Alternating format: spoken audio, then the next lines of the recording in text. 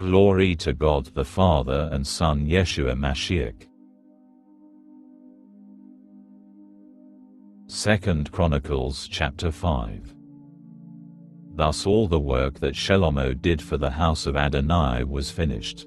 Then Shelomo brought in the gifts which David his father had consecrated, the silver, the gold and all the utensils, and put them in the treasuries of the house of God. Bringing the ark of the Lord. Shelomo assembled all the leaders of Israel and all the heads of the tribes and the chiefs of the paternal clans of the people of Israel, to Jerusalem, to bring the ark for the covenant of Adonai out of the city of David, also known as Zion. All the people of Israel assembled before the king at the festival in the 7th month. All the leaders of Israel came. The Leviim took the ark and brought up the ark, the tent of meeting and all the holy utensils that were in the tent. These are what the Kohanim and Leviim brought up. King Shelomo and the whole community of Israel who had assembled in his presence were in front of the ark, sacrificing sheep and oxen in numbers beyond counting or recording. The Kohanim brought the ark for the covenant of Adonai into its place inside the sanctuary of the house, to the especially holy place, under the wings of the cherubim. For the cherubim spread out their wings over the place for the ark, covering the ark and its poles from above. The poles were so long that their ends could be seen, extending from the ark into the sanctuary, but they could not be seen from outside. They are there to this day. There was nothing in the ark except the 2 tablets Moshe put there at Horeb, when Adonai made the covenant with the people of Israel at the time of their leaving Egypt. When the Kohanim came out of the holy place, for all the Kohanim who were present had consecrated themselves, they didn't keep to their divisions. Also the Leviim who were the singers, all of them, Asaph, Haman, Jeduthun and their sons and relatives, dressed in fine linen, with cymbals, lutes and lyres, stood on the east side of the altar, and with them 120 Kohanim sounding trumpets. Glory fills the Lord's house. Then, when the trumpeters and singers were playing in concord, to be heard harmoniously praising and thanking Adonai, and they lifted their voices together with the trumpets, cymbals and other musical instruments to praise Adonai, for he is good, for his grace continues forever. Then the house of Adonai, was filled with a cloud. So that because of the cloud, the Kohanim could not stand up to perform their service, for the glory of Adonai filled the house of God.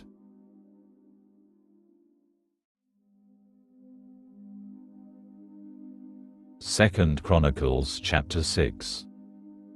Solomon speaks to the congregation. Shelomo said, Adonai said he would live in thick darkness. But I have built you a magnificent house, a place where you can live forever.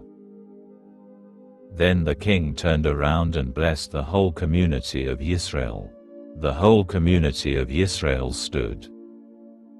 As he said, Blessed be Adonai, the God of Israel, who spoke to my father David with his mouth and fulfilled his promise with his hand. He said, Since the day I brought my people out of Egypt, I chose no city from any of the tribes of Israel to build a house, so that my name might be there. Nor did I choose anyone to be the leader of my people Israel. But now I have chosen Jerusalem, so that my name can be there, and I have chosen David to be over my people Israel. It was in the heart of David my father to build a house for the name of Adonai the God of Israel. But Adonai said to David my father, Although it was in your heart to build a house for my name, and you did well that it was in your heart, nevertheless you will not build the house. Rather, you will father a son, and it will be he who will build the house for my name. Now Adonai has fulfilled this spoken word of his, for I have succeeded my father and sit on the throne of Israel, as Adonai promised, and I have built the house for the name of Adonai the God of Israel. And there I have placed the ark containing the covenant of Adonai, which he made with the people of Israel. The prayer of Solomon. Then he stood before the altar of Adonai in the presence of the whole community of Israel, spread out his hands. For Shelomo had made a bronze platform 8 3/4 feet long, 8 3/4 feet wide and 5 1/4 feet high, and had set it up in the middle of the courtyard. He stood on it, then got down on his knees before the whole community, spread out his hands toward heaven, and said, Adonai, God of Israel, there is no God like you in heaven or on earth. You keep covenant with your servants and show them grace, provided they live in your presence with all their heart. You have kept your promise to your servant David, my father. You spoke with your mouth and fulfilled it with your hand, so it is today. Now therefore, Adonai, God of Israel, keep what you promised to your servant David, my father, when you said, You will never lack a man in my presence to sit on the throne of Israel, if only your children are careful about what they do, so that they live by my Torah, just as you have lived in my presence. Now therefore, Adonai, God of Israel, please let your word, which you spoke to your servant David, my father, be confirmed. But can God actually live with human beings on the earth? Why, heaven itself, even the heaven of heavens, cannot contain you. So how much less this house I have built? Even so, Adonai my God, pay attention to your servant's prayer and plea, listen to the cry and prayer that your servant is praying before you.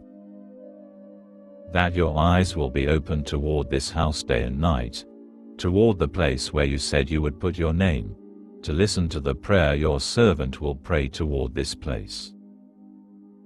Yes, listen to the pleas of your servant, and also those of your people Israel when they pray toward this place.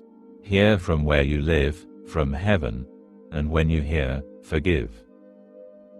If a person sins against a fellow member of the community, and he is made to swear under oath, and he comes and swears before your altar in this house, then hear from heaven, act and judge your servants, paying back the wicked, so that his way of life devolves on his own head, and vindicating the one who is right, giving him what his righteousness deserves.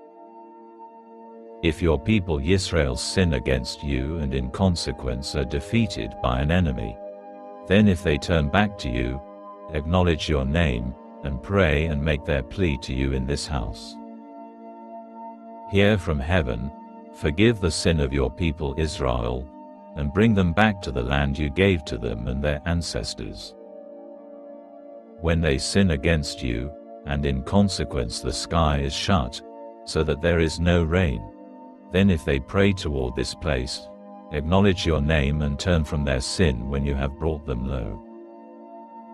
Here in heaven, forgive the sin of your servants and of your people Israel, since you keep teaching them the good way by which they should live, and send down rain on your land, which you have given your people as their inheritance.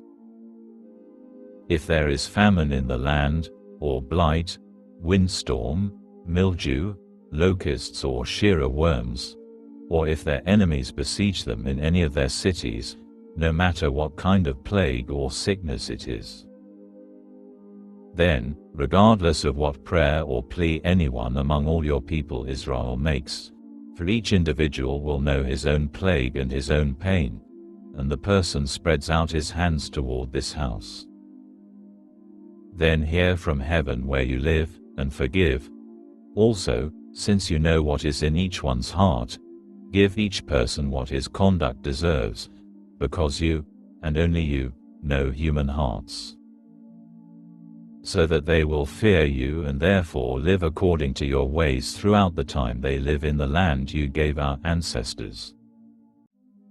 Also the foreigner who does not belong to your people Israel, when he comes from a distant country because of your great reputation, your mighty hand and your outstretched arm, when they come and pray toward this house. Then hear from heaven, from where you live, and act in accordance with everything about which the foreigner is calling to you, so that all the peoples of the earth will know your name and fear you, as does your people Israel, and so that they will know that this house which I have built bears your name.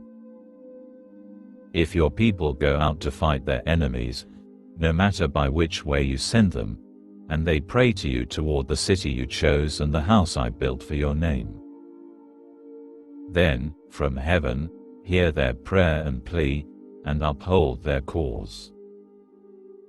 If they sin against you, for there is no one who doesn't sin, and you are angry with them and hand them over to the enemy, so that they carry them off captive to a land far away or nearby. Then, if they come to their senses in the land where they have been carried away captive, turn back and make their plea to you in the land where they are being held captive, saying, "We sinned, we acted wrongly, we behaved wickedly." If, in the land where they were brought and are being held captive, they return to you with all their heart and being and pray to you toward their own land, which you gave to their ancestors, toward the city you chose and toward the house I have built for your name, then, from heaven, from where you live, hear their prayer and pleas, uphold their cause, and forgive your people who have sinned against you. Now, my God, please, let your eyes be open, and let your ears pay attention to the prayer being made in this place. Now go up, Adonai, God, to your place of rest, you and the ark through which you give strength. May your Kohanim, Adonai, God, be clothed with salvation. May those loyal to you take joy in good. Adonai, God, don't turn away the face of your anointed one. Remember the mercies of your servant David.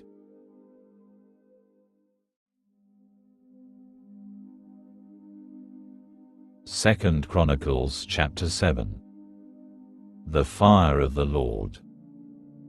When Shelomo had finished praying, fire came down from heaven and consumed the burnt offering and the sacrifices, and the glory of Adonai filled the house, so that the Kohanim could not enter the house of Adonai, because the glory of Adonai filled Adonai's house. All the people of Israel saw when the fire came down, and the glory of Adonai was on the house. They bowed down with their faces to the ground on the flooring. Prostrating themselves, they gave thanks to Adonai, for he is good, for his grace continues forever. Sacrifices of the people. Then the king and all the people offered sacrifices before Adonai. King Shelomo offered a sacrifice of 22,000 oxen and 120,000 sheep. Thus the king and all the people dedicated the house of God. The Kohanim stood at their appointed stations, while the Levim used the instruments that David the king had provided for making music to Adonai in order to give thanks to Adonai, for his grace continues forever, by means of the praises David had composed. Opposite them the Kohanim sounded trumpets, and all Israel stood up. Shelomo also consecrated the center of the courtyard in front of the house of Adonai, because he had to offer the burnt offerings and the fat of the peace offerings there. For the bronze altar which Shelomo had made could not receive the burnt offering, the grain offering and the fat. Israel keeps the Feast of Tabernacles. So Shelomo celebrated the festival at that time for 7 days, together with all Israel, an enormous gathering. They had come all the way from the entrance of Hamat to the Vadi of Egypt. On the 8th day they held a solemn assembly, having observed the dedication of the altar for 7 days and the festival for 7 days. Then, on the 23rd day of the 7th month, he sent the people away to their tents full of joy and glad of heart for all the goodness Adonai had shown to David, to Shelomo and to Yisrael his people. Thus Shelomo finished the house of Adonai and the royal palace. Everything that Shelomo had set his heart on making in the house of Adonai and in his own palace he accomplished successfully. The Lord confirms the covenant. Adonai appeared to Shelomo by night and said to him, I have heard your prayer and have chosen this place for myself as a house of sacrifice. If I shut up the sky, so that there is no rain, or if I order locusts to devour the land, or if I send an epidemic of sickness among my people, then, if my people, who bear my name, will humble themselves, pray, seek my face and turn from their evil ways, I will hear from heaven, forgive their sin and heal their land. Now my eyes will be open and my ears will pay attention to the prayer made in this place. For now I have chosen and consecrated this house, so that my name can be there forever, my eyes and heart will always be there. As for you, if you will live in my presence, as did David your father, doing everything I have ordered you to do, and keeping my laws and rulings, then I will establish the throne of your rulership, as I covenanted with David your father when I said, you will never lack a man to be ruler in Israel. But if you turn away and abandon my regulations and mitzvot which I have set before you, and go and serve other gods, worshipping them, then I will pull them up by the roots out of the land I have given them. This house, which I consecrated for my name, I will eject from my sight, and I will make it an example to avoid and an object of scorn among all peoples. This house, now so exalted, everyone passing by will be shocked at the sight of it and will ask, why has Adonai done this to this land and to this house? But the answer will be, it's because they abandoned Adonai the God of their ancestors, who brought them out of the land of Egypt, and took hold of other gods, worshipping and serving them. This is why Adonai brought all these calamities on them.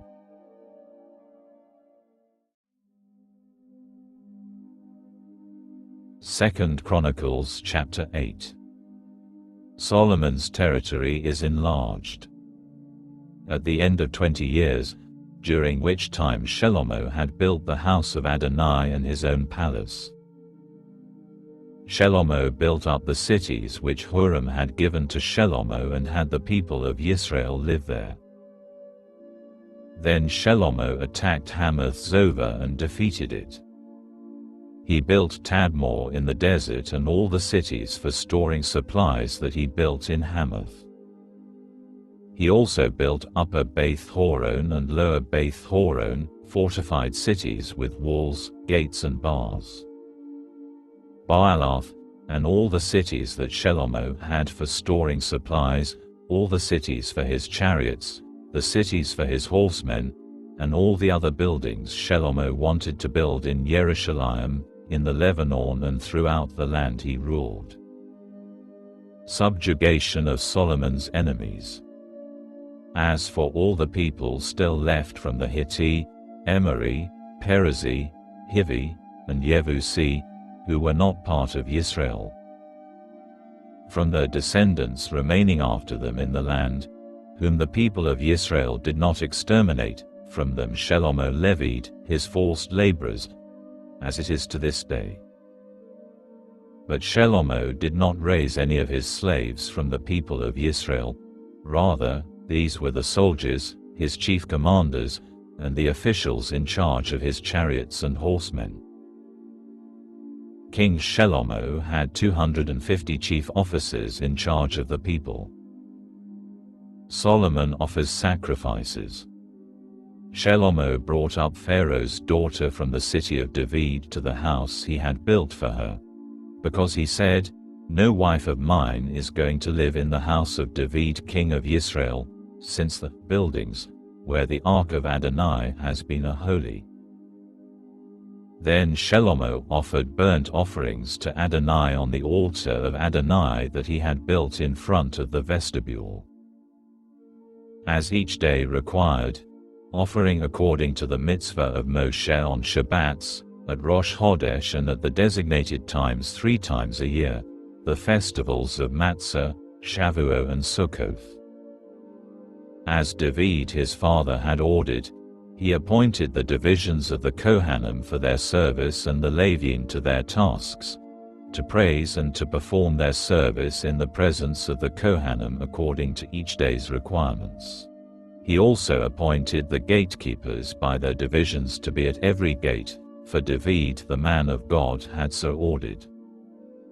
They did not deviate from the king's order to the Kohanim and Leviim in any matter or in regard to the supplies. All the work of Shelomo was organized in this way from the day ground was broken for the house of Adonai until everything had been accomplished, and the house of Adonai had been completed. Solomon's business at the seaside. Shelomo went to Etzion Geber and Aloth on the shore of the sea in the land of Edom. Huram sent some of his servants with ships, and others that were experienced sailors who understood the sea. They went with Shelomo's servants to Ophir and took from there 15 tons of gold, which they brought back to King Shelomo.